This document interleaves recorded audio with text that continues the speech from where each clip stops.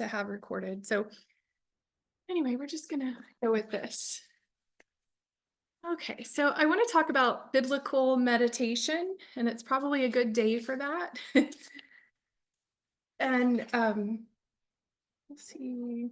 Yeah, I may do a little overview of the nervous system and why meditation is good for our nervous system, but I want to start with this, and we'll see if we have time for that. So the word meditation, what do you think of when I say meditation? Quiet thinking, pondering. Quiet contemplation. And those are all accurate, so good job. It can bring up connotations, a lot of different connotations, whether it's kind of the more like, the more kind of traditional Eastern transcendental meditation. And that's not what we're talking about. I think there is some overlap in what it does for our brains, but we're not talking about that. We're talking about strictly what the Bible says when it talks about meditation and how it can help us draw closer to God and experience more peace in this life, which I think most of us would acknowledge is something we all could use more of.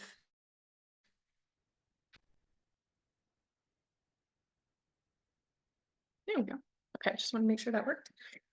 When I read the book of Psalms specifically, it's clear that David and the other authors of the Psalms spent huge amounts of their time pondering and focusing on God's ways, meditating as he took care of the sheep, as he lay down in green pastures, as he walked beside the still waters. These were all meditative, contemplative times for David. Psalm 119, which I don't think we know for sure that David wrote it, but I'm going to just say David. It talks about meditation throughout, and it talks about the revival and the refreshment that it brought.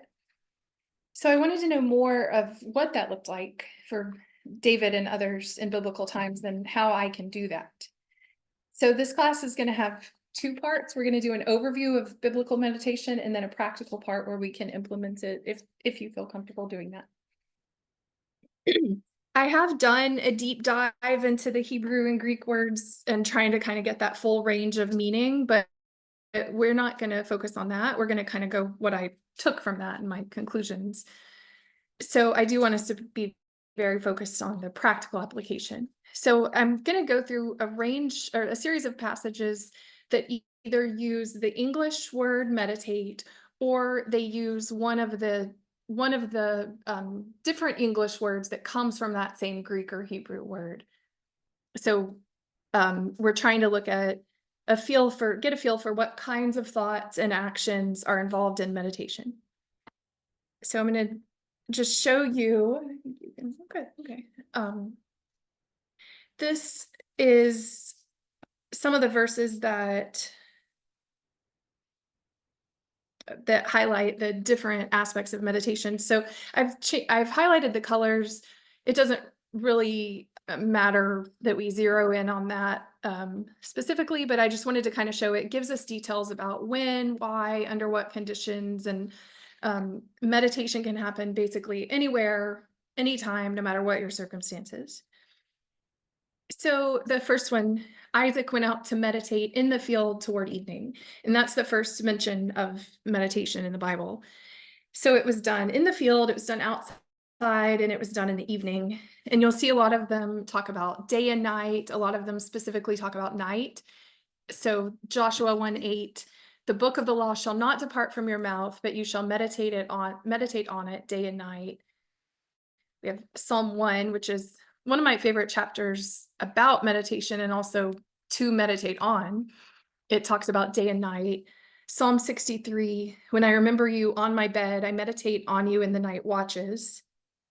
And there's some more there. You see the night watches again, all day long, all the day, evening and morning and at noon.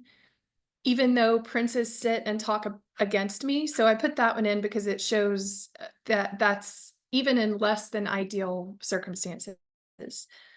So there's not any, that pretty much covers it all.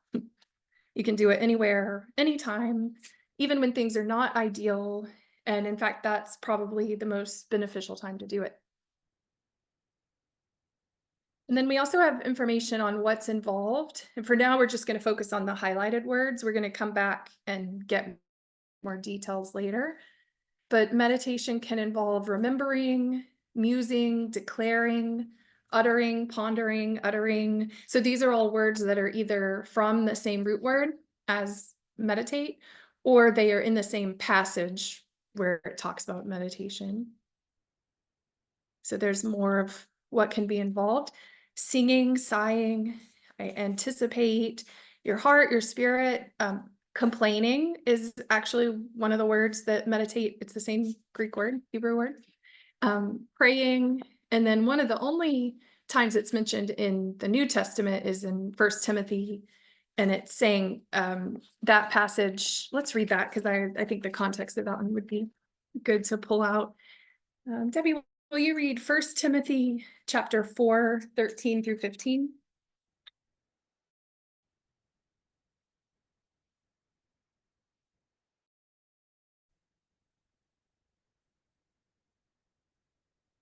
First Timothy 4, what?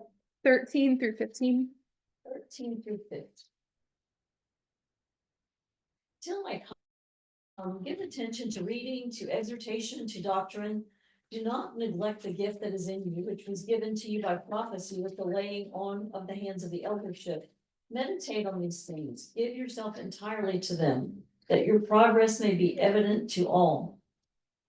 So that tells a little bit about what's involved. It also tells an outcome, which we're going to look at in a minute. I think the only other place the English word meditate is used in the New Testament is where it says when they take you before the council or wherever it is, where it says don't premeditate what you're going to say in advance. The Holy Spirit will give you the words. So it's that premeditate. It's that same word. So there's more about what can be involved. Again, we have uttering, regard, lift up, excuse me, lift up my hands, love. And then this last one, I think, is a really good template for what meditation can look like. And it's found in First Chronicles and in Psalm. It's almost Psalm 105. It's almost word for word. So Martha, would you please read that? You can either one. Let's go with Psalm 105 verses 1 through 5. And it's also found in First Chronicles chapter 16. Yeah, almost exactly the same words. There may be a little bit different. Okay, so 105 verses 1 through 5. Okay. Oh, give thanks to the Lord, call upon his name, make known his deeds among the peoples. Sing to him, sing praises to him, tell of all his wondrous works. Glory in his holy name, let the hearts of those who seek the Lord rejoice. Seek the Lord and his strength, seek his presence continually. Remember the wondrous works that he has done, his miracles and the judgments he uttered. Thank you. So we said earlier, quiet, stillness, and there is that, but look at this. This is very action oriented. This is not just sitting still. And it's definitely not emptying your mind. It's filling your mind. Jessica. Yes. Hate to interrupt, but it's one thought went through my head. This verse, the one in Timothy and Joshua 1:8, all have the same kind of connotation. Because in what was read, it said meditate on it day and night. This says meditate in it day and night. That you may observe to do according to all that's written in it. For then you will make your way prosperous. So once you're doing these things and you're actively involved, it's one and done. Yeah, good point. And this kind of gets to that. So this is the potential outcomes of meditation. I'm not very good at slides, as you can see, so that I tried to take some little pictures and put them in there somewhere, but they make it a little hard to read sometimes. So some of the potential outcomes, Joshua 1:8 talks about meditating on it day and night so that you may do that all that is in it. Psalm 1 so that you will be like a tree, prosperous, his fruit bringeth forth its bringeth forth its fruit in his season. Whatever you do will prosper. Psalm 63 says, my soul clings to you. Your right hand upholds me. I will find wickedness and abomination. The law of God will be in his heart. So these are all mentioned in the passages with meditation as the reasons for it or the potential outcomes. Proverbs 37, his steps do not slip. I will be wiser than my enemies. Psalm 119 is just full of them. Your commandments are ever mine. I have more insight than my teachers. The commandments will talk to you, and your progress will be evident to all. So those are just some of the things it says will happen or can happen or more likely to happen if you're in this meditative state, which I would argue is not a, you can get into the brain waves and all that involved in different types of meditation, but I think of this more as that the same way we think of pray without ceasing. It's a state we want to live in. It's walking in the spirit, having a spiritual mind. And then we also have information on the objects of meditation. So these are all the things that it says specifically, I will meditate on. And as you can see, most of them, all of those come from Psalms, most of them from Psalm 119. Let's read a couple of these. Let's read, Ellen, would you please get let's all turn to Psalm 119. So we're there. And because we're going to be in this passage quite a bit. We had an exhortation on that on Sunday. Oh, nice. 19. Yeah. And one of the things that we pointed out was that every single verse has something about precepts, statutes, testimonies, commandments, all of it involves that. And it also, it's very personal. It's I, my, you, and your. So it's God and the person who was writing. And I think Psalm 119 to me always seemed very dry because of that. It's just this repetition. And that's part of what prompted this study is and I think I talk about that later in here. Yeah, I do. So I'll save that for later. But yeah, now I think of it as just a beautiful psalm when before it was just like, obviously long and just repetitive and easy to kind of be like, oh, yeah. Okay. So Psalm 119 verses 97 through 99.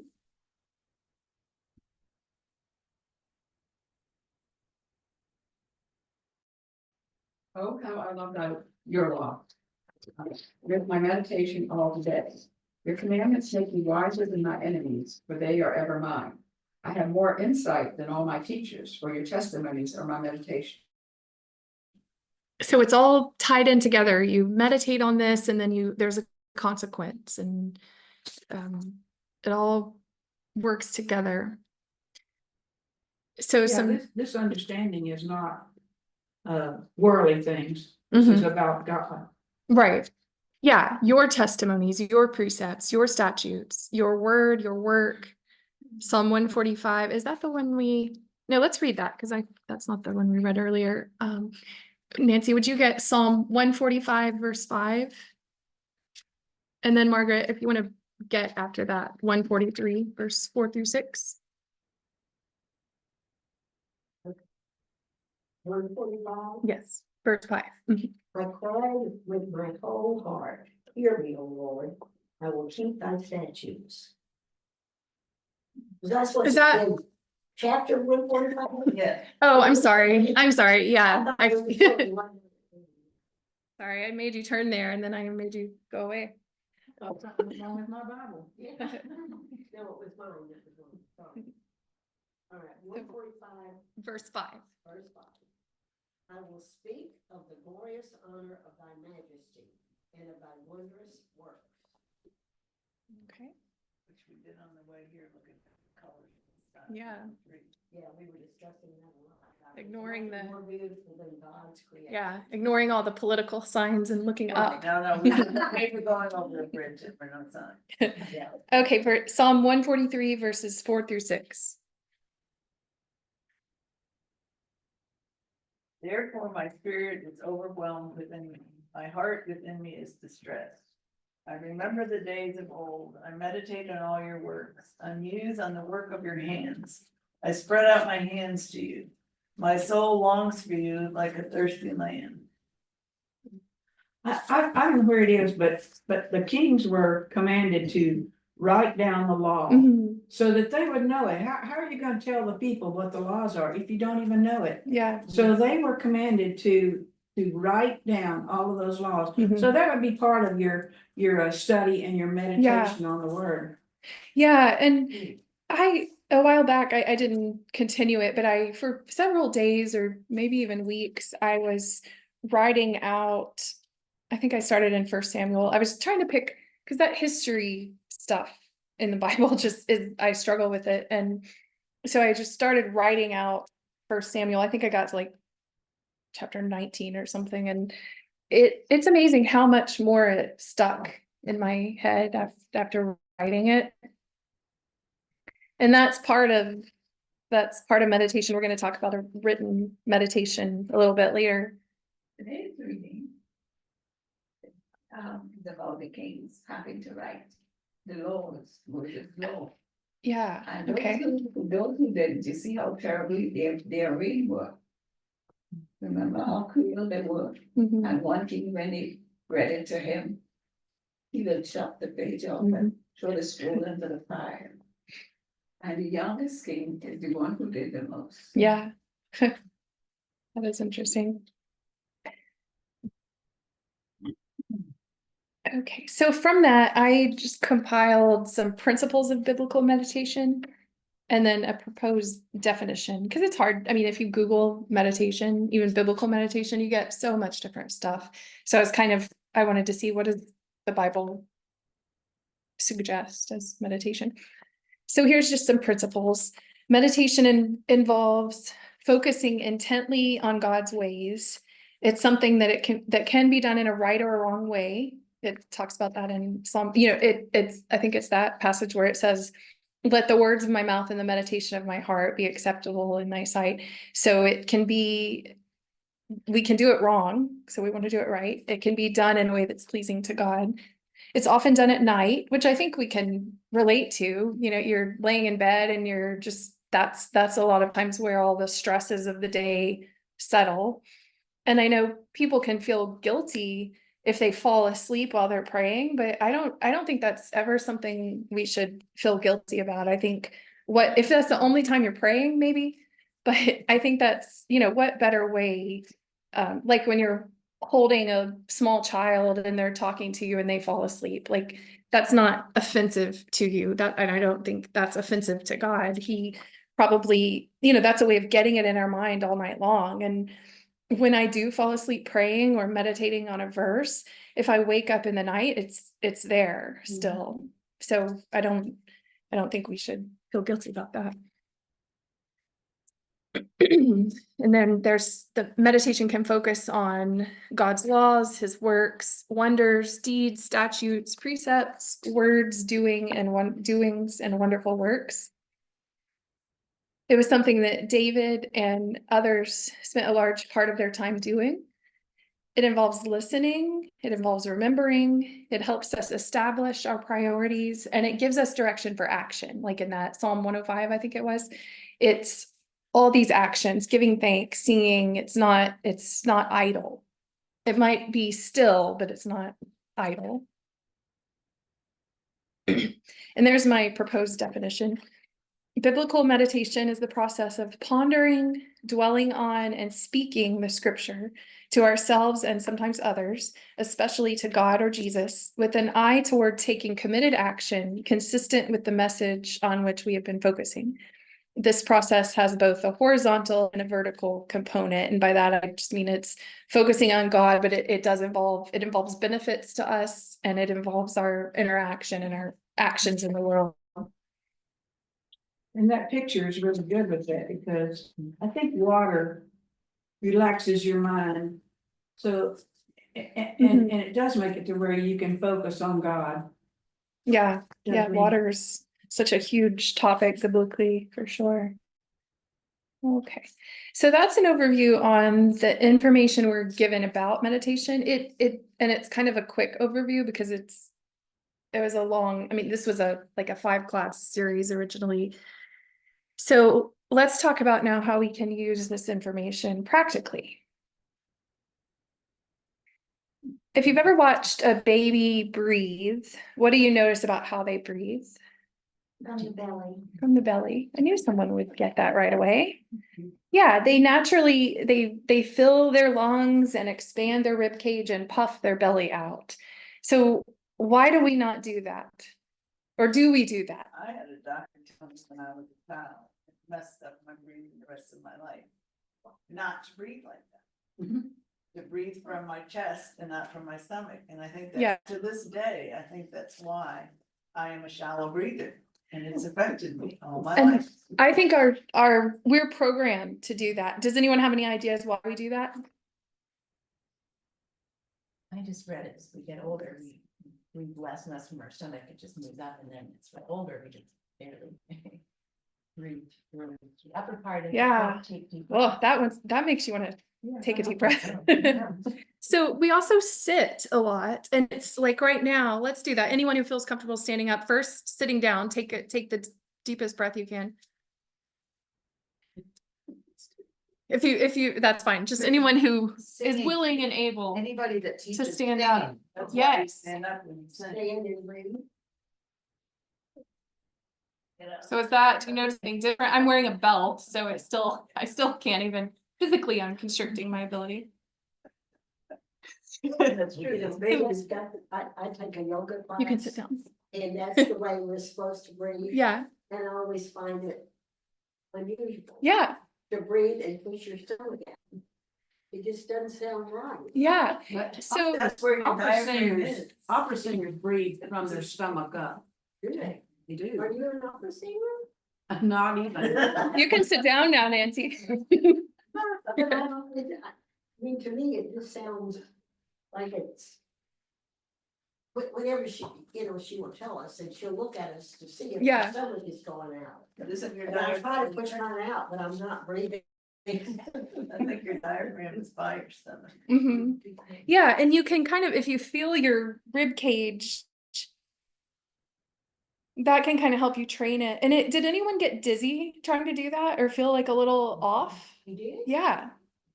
So we just are not well trained in this. And if you have a background of any kind of trauma, it can trigger trauma, reliving trauma. Breathing is it's a precious thing that God gave us, but it's so deep, no pun intended, that it's like it's attached to our thoughts, our whole nervous system. And so for some people it can be very uncomfortable, and there are ways, we'll talk a little bit about that, like if it is uncomfortable, there are ways to kind of work up to it. So yeah, we hold our breath when we're anxious, so that's another reason. And we start to just, when I'm feeling anxious, it's like it hurts to breathe deeply. And so it's natural that we lose that process, but we want to try to practice that as much as we can. Also, we're all ladies. How many of you were told by your mother to hold your stomach in? Yeah. Like, and they didn't know any better, but like, if any of you have passed that on, go back and undo it. Don't hold your stomach in. Your breathing is more important than you looking slim.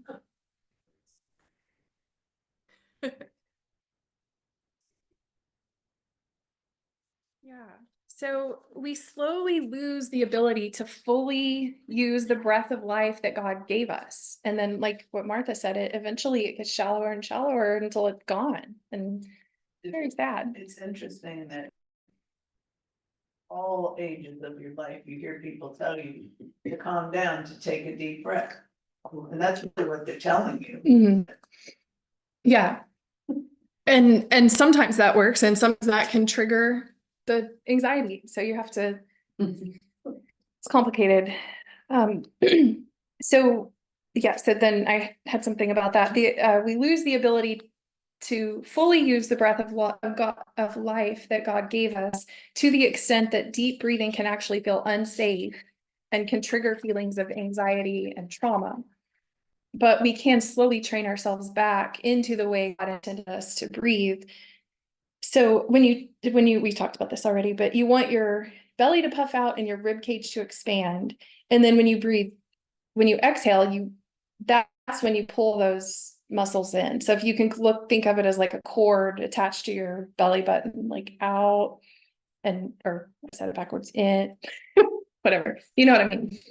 So if that makes you dizzy or makes you feel anxious, then sometimes just observing your breath instead of actively trying to change it, just like start by just, counting it or noticing it, or doing some kind of grounding activity at the same time. Like while you're breathing deeply, make sure you're also very like, you're in touch with the present. It all sounds kind of like weird, but it's science, and God made science. So okay, so probably know the Greek and Hebrew words for breath, so we're not going to go into that, but that they're the same words for spirit and wind, and that the context determines which word should be used. So when God breathed into Adam the breath of life and he became a living soul, we learn from that dust plus God's breath equals a living soul. I'm really observing my own breath now. So Job tells us, let someone read that, please. Job, I think Connie, Job 34, verses 14 and 15.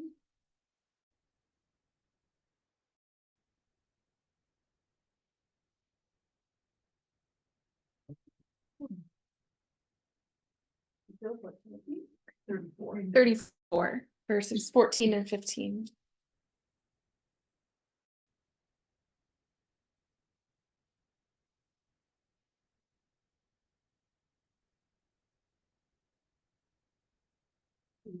If it were his intention and he withdrew his spirit and breath, all mankind would perish together and man would return to the dust. I was just looking that up because it actually is two different words there for spirit and breath. I was curious since it was used back to back like that. So when we focus on our breath, we're focusing on the essence of what makes us a child of God. Some of you may have heard how just saying the name of God, saying Yahweh, mimics the natural flow of breathing. So it's hard to say it and explain it at the same time, but just try that where you breathe in, and that's the yaw sound.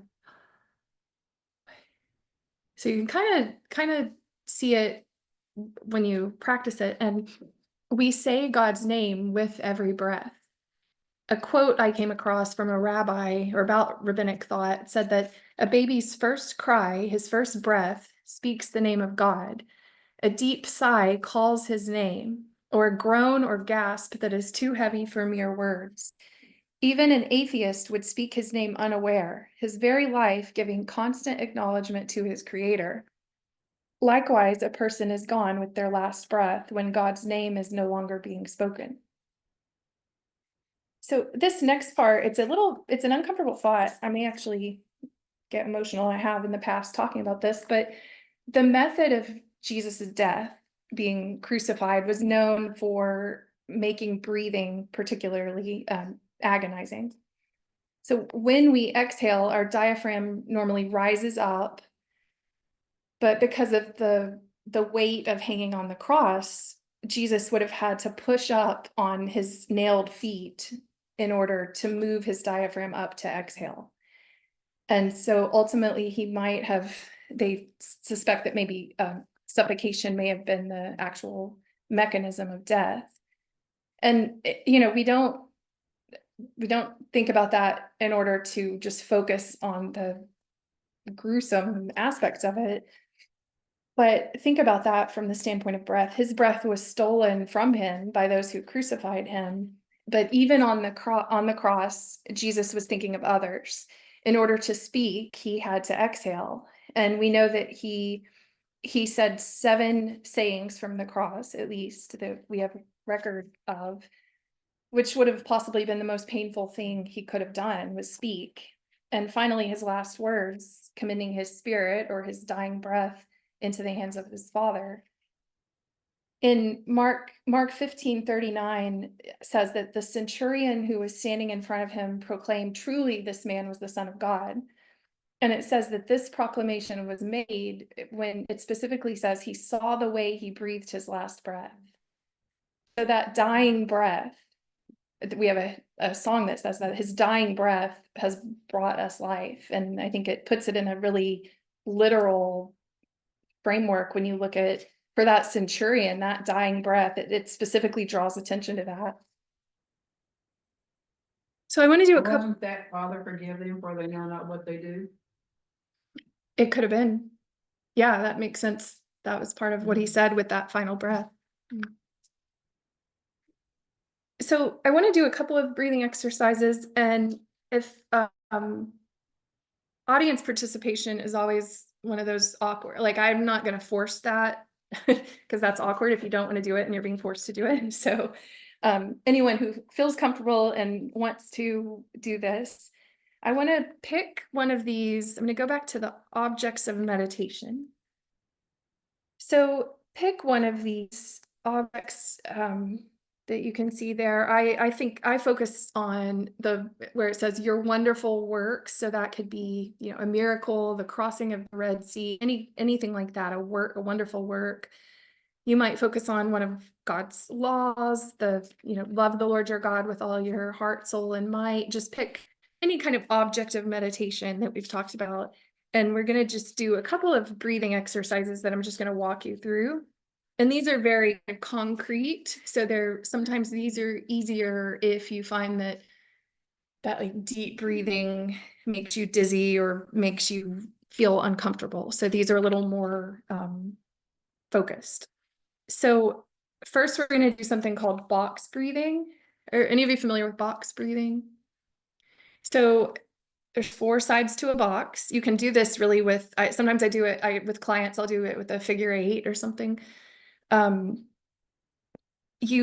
want to breathe in. We're going to do 4 equal parts to our breath. So in, hold, out, hold. And we're going to do each one for like 4 seconds. So it's going to be like,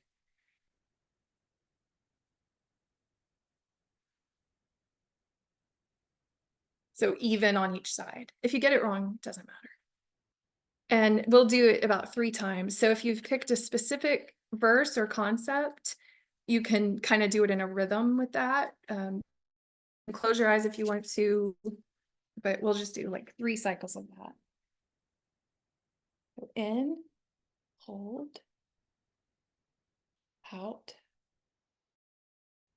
hold.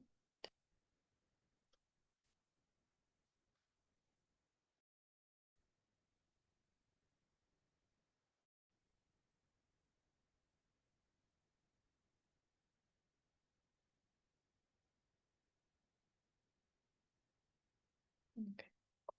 Kind of hard to do the rhythm while you're focusing on something, but that kind of just, you don't have to, the important thing is just to try to get used to slowing it down a little bit. Some people recommend that, like spaghetti templates, but they help you fall asleep. It never worked for me, but yeah, there's something that works. Yeah, I think 4 minutes is the magic number. And they use that for Navy SEALs. That's a way to calm them down. It has a physiological, would have been interesting to try this at home if you have a blood pressure cuff or even your pulse, just, take some kind of measurement of your physiology and then do 4 minutes of that and reassess. My mom has recently had some just kind of unexplained high blood pressure, and I'm always encouraging her to like take it and then try something, because she has a pill she can take if she needs it. But like before you take the pill, just try it. I've done that sometimes when you're doing it. Oh yeah, because that can hurt. And then raises it. Because I told them recently, you should never be taking blood pressure when someone's first coming into an office because of never mind Coke syndrome. It's that your heart is beating faster because you're usually walking faster to get in. Right. And if they wait until it calms, it would be the real blood pressure. That's true. You get blackouts when you. I've been told that. Well, you do. They tried to tell me that the other day. I said, no, it's because I'm huffing and puffing, walking. Yeah. You know, the one And it that dropped 10 points in seconds just because of my breathing. Right. Okay, that's not really- Yeah, I should have been on time. I was on time. I was in the waiting room. That was going from the waiting room to the room. Waiting. So a lot of these techniques help us focus on relaxation are also great for our nervous system. And that's like, I just found last night this tool. It's a workbook for regulating your nervous system, and it's written in a way that could be good for kids. And it's something I do for work, and I like personally, it's an interest, a very big interest of mine right now. But I found this little workbook. I'll send it to anyone who's interested. And it's like, why wasn't I taught all this when I was 5? Like, what's going on in my body when you start feeling anxious? What is happening? And if we have time at the end, I'm going to talk more about that, but we probably won't have time. But nervous system, it's a good tool. And so, yeah, it's all related. Is it on the vagal nerve? That's a component of it. Yeah, for sure. Yeah. So one particular type of breathing that is known for resetting your nervous system is making your exhale longer than your inhale. So I will sometimes do this with, like, I'll breathe in for 4 seconds and out for 6. And that might be a little easier if you have trouble, like, with all the balancing, all the, the box breathing. So sometimes I'll do it with some kind of mantra or chant or something, you know, like shalom, or sometimes I'll use be still and know that I am God, or even just Yahweh, you know, just focusing on something scriptural. And so let's do a couple cycles of that, just breathing. Try to breathe in for 4 seconds and out for 6. So you want your exhale to be longer.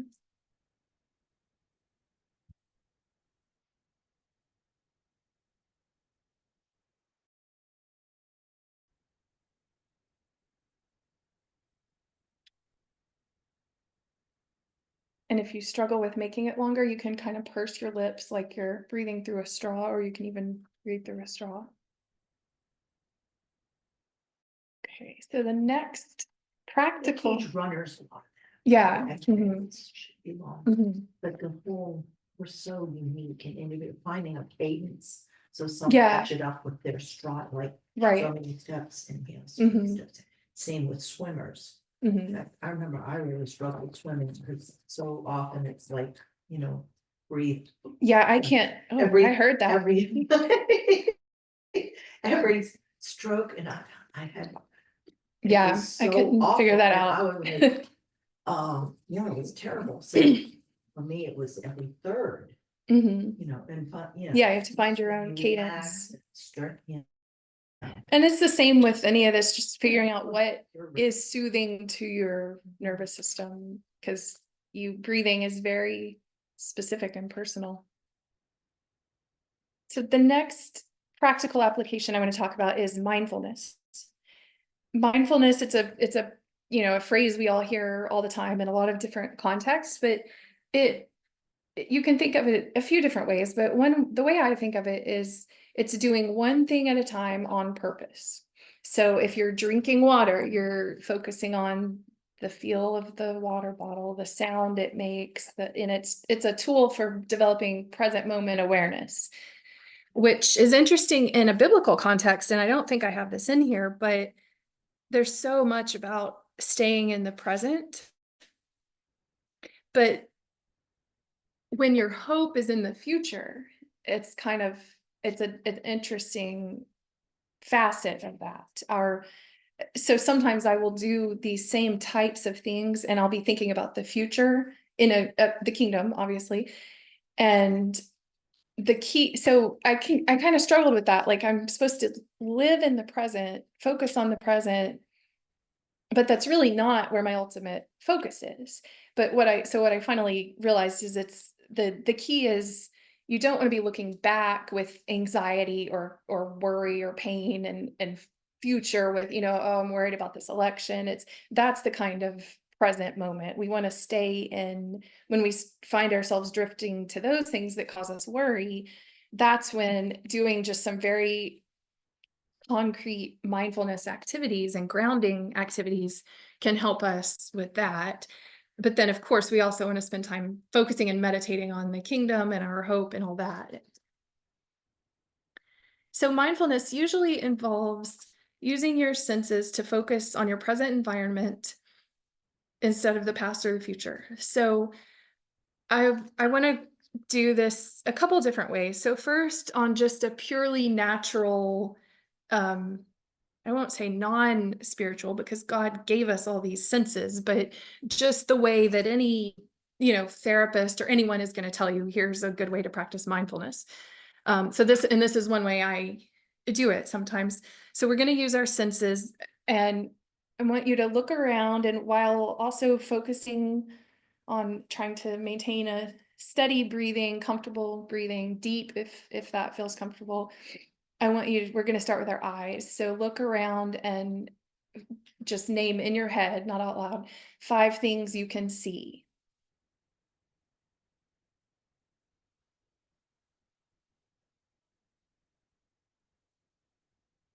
Okay. And then next, I always forget which is next. 4 things you can touch. And so you can go ahead and do that. And different textures are good, different temperatures. I always have to tell, if it's younger people, don't touch your neighbor. Okay, and then 3 things you can hear. This is where it starts getting a little tricky.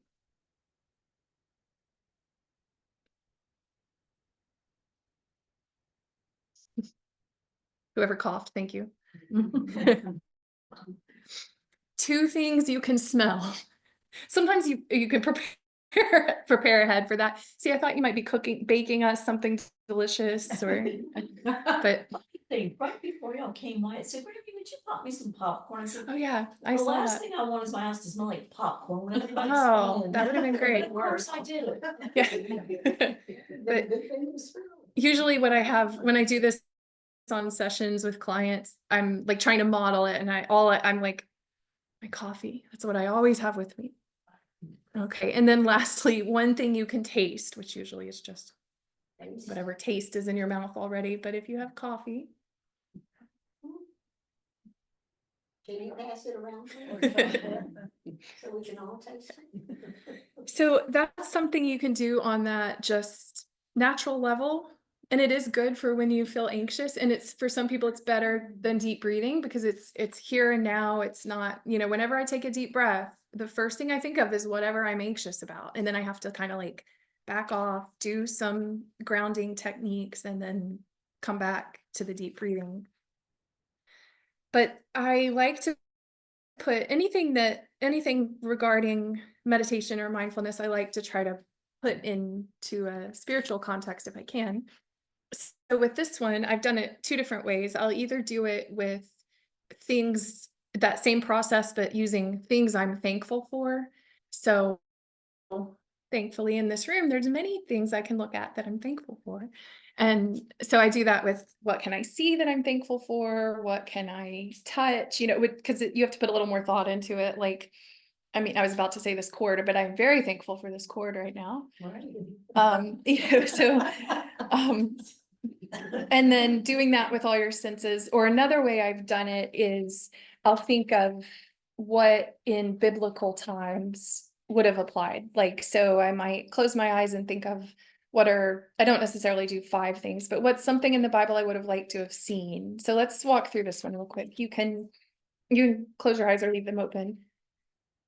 But just picture, what is something in the Bible that you would have liked to have witnessed, or that you hope to witness in the future?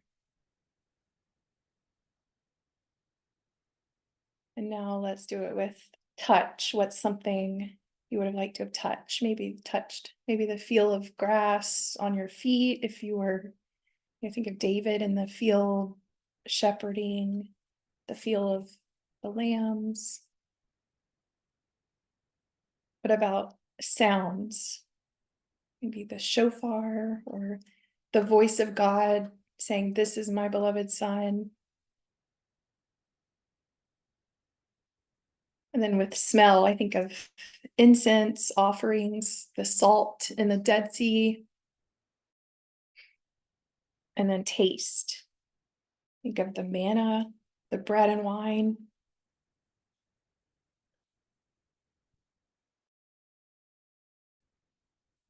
How do you not think of wine? Yeah, I like Yeah. that verse, taste and see Mhm. the Lord is good. I almost But- use but that. sometimes we Yeah. know They're ready to that, look up. we're so, Psalm 34:8, but. You know, he brought, we know the nasal, the mouth and the roots are Mhm. so connected. Yeah. So the tasting and the smelling, so the insect. And we are Mhm. so visual. Yeah. Most of our information is visual. So he really would bring out Mhm. the, how the, like with the this service that in the temple or center was so sensory. Mhm. You would hear the little bells. Yeah. Smell sacrifice, like being at a cookout. Barbecue. Yeah, it's I a mean, the- sweet smelling you savor. know, Yeah. Mhm. the unique and the perfumes that were unique Mhm. that couldn't be duplicated. Yeah. First- There's so much in not just in the whole Bible, but the law, like all of these things that keep, we have so much chronic anxiety and chronic fight or flight or freeze. We're always in this just dysregulated state. And they had things built into their everyday that kept them regulated. They were in contact with nature, with the ground, with those aspects of their service, even the hyssop that they used for washing, it's like a loofah. It's sensory input, the smells on the altar, all those things you just said.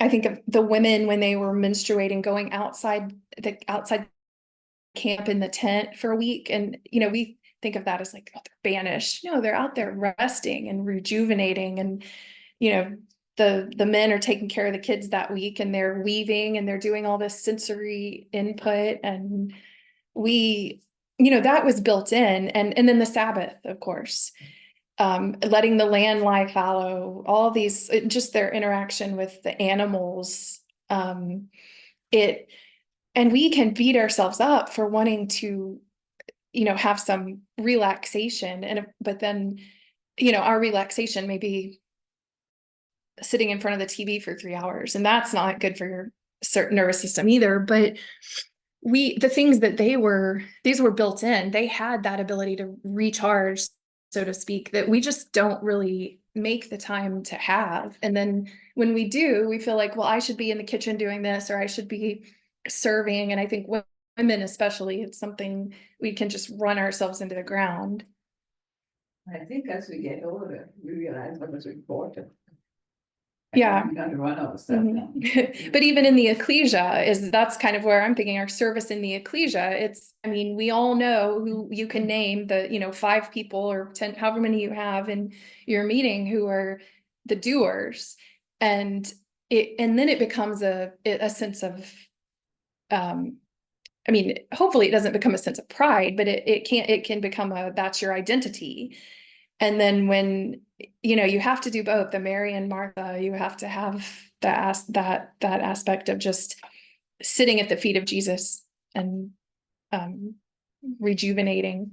So back to trauma, it's helpful is the regulating Mhm. you're talking about.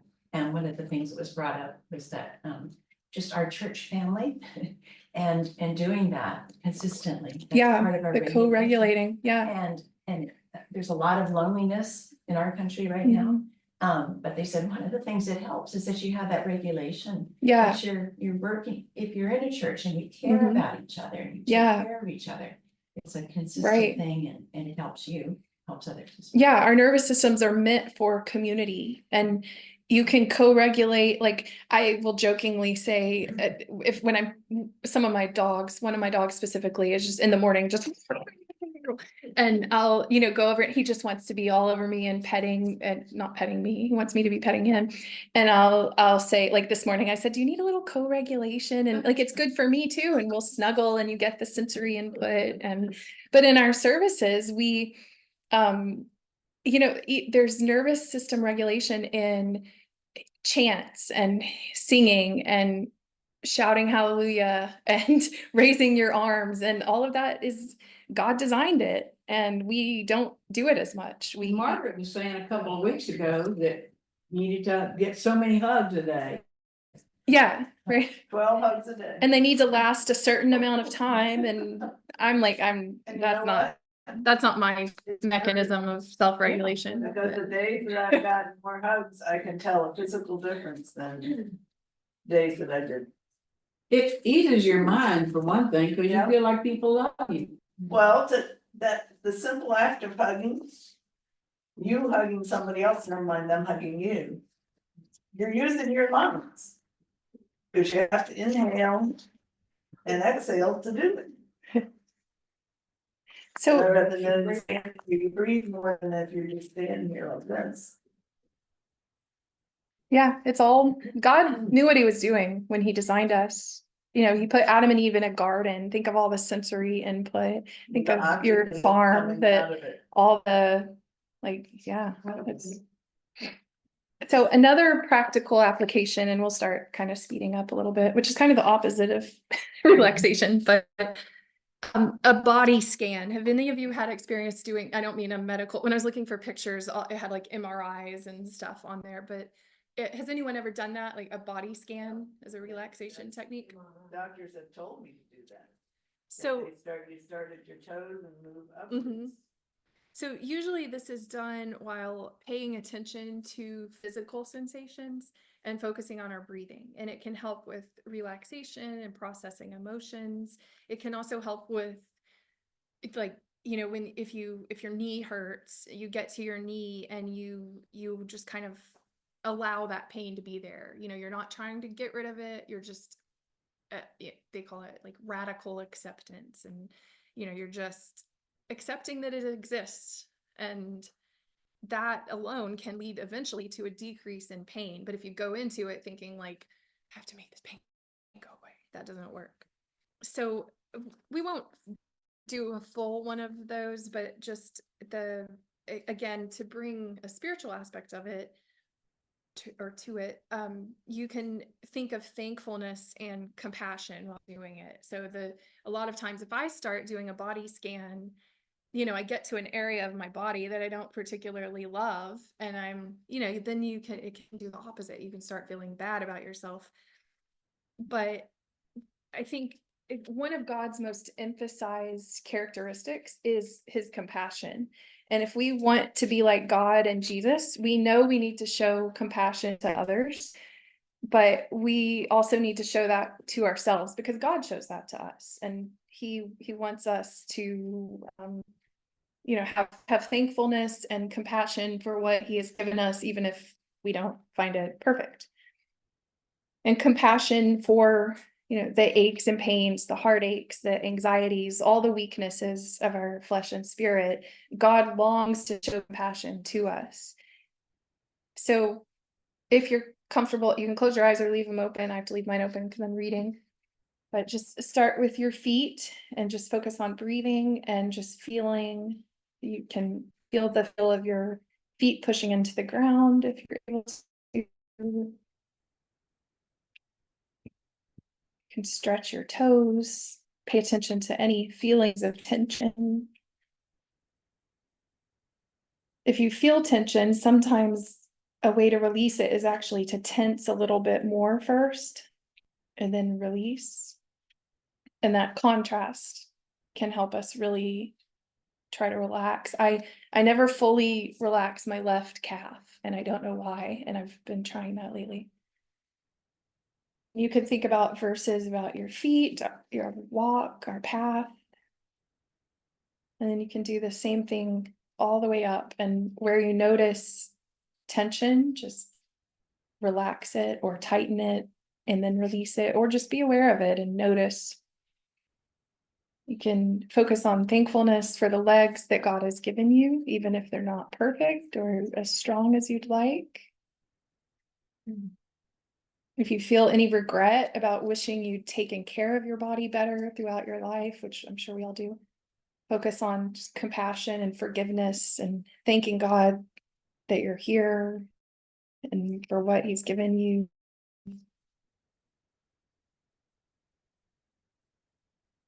I'll just give like another 30 seconds to kind of let you do on your own, just kind of continue that process.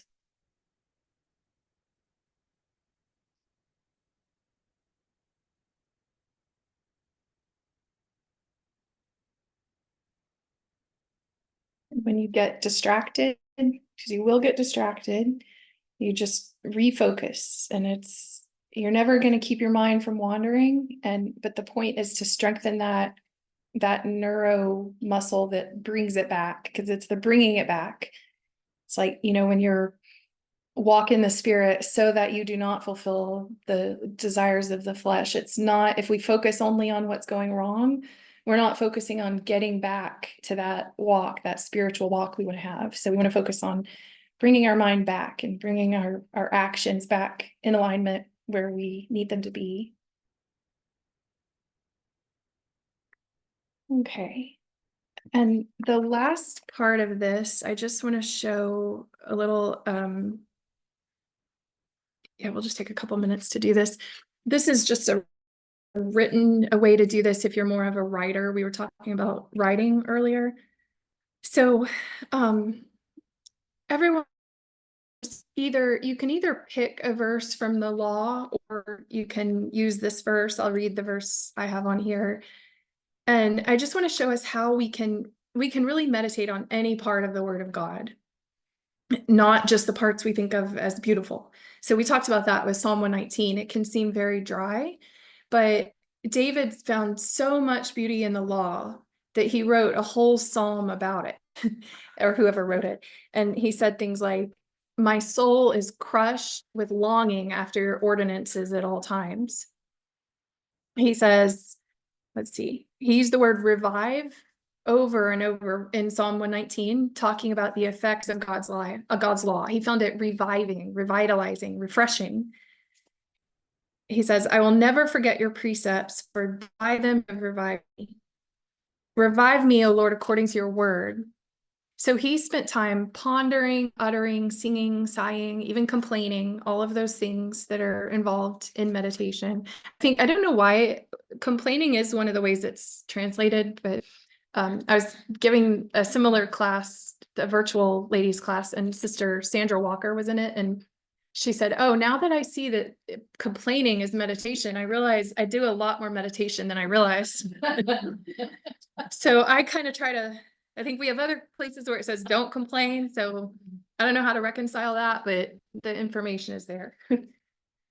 Well, when we consider the Psalms, the fifth gospel, it's the mind of Christ. Mm-hmm. Especially that, when we read, like, I have more insight than my teachers. That's the one little tidbit we have on Jesus at 12. But Mm-hmm.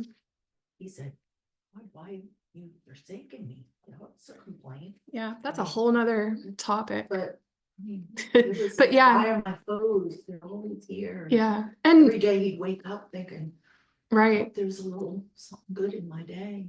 And I mean, David, Elijah, Job, they don't seem to have been condemned for this very honest, sharing of their thoughts and feelings.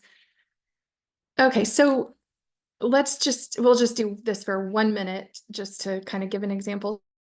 So this passage I have is Exodus 23, verse 9. So you can turn to that, or you can randomly flip open to anywhere in like Leviticus, Deuteronomy, something that you would expect would be pretty dry. Because you can do this, all the words of God are important and have something for us. So this one says, "You shall not oppress a stranger, since you yourselves know the feelings of a stranger, for you also were strangers in the land of Egypt." So this is just an example of what I did with this. I just took a few minutes, wrote it in a journal or notebook, and just some people need something more to focus on, then especially if the breathing makes you feel unsafe in some way. So you can either read to yourself, you can write it, however you want to do it. Just consider all those aspects of meditation we talked about earlier. So it could be, we're in a room with other people, so we're probably not going to do a lot of singing and sighing and all that, but you're welcome to. So it can involve talking, singing, sighing, imagining, sometimes like visualization of a passage is really important. You can close your eyes if you want and maybe picture Moses getting this instruction down, up on the mountain and delivering it, or something visual. You might pick a word in it and just say it over and over in your head while you're breathing. Think of other connections to scripture, which is a lot of what I did, just kind of write what it reminds me of. Write it, sing it, chant it, hum it. Think about God's goodness, his past wonders, thanking, seeking, listening. And then you might think about whether there's an action you need to take related to your passage. Is there hidden beauty in it, something that you can long for? Like David said, he longed for God's ordinances. So we'll just take a minute or so to sit quietly and think of the verse that you have.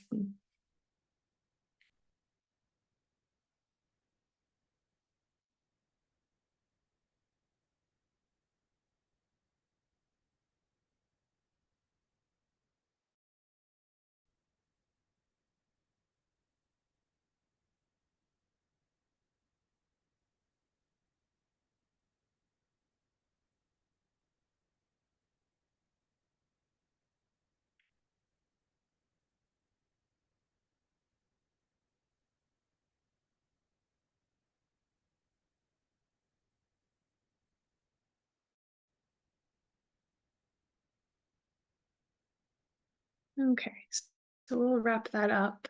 And it's kind of, a lot of this is hard to do in a room with 20 people because you're just very aware of everyone else's energy and eyes. So that's really all I have. I think. Let me just Can I make add sure. one more thing? Sure.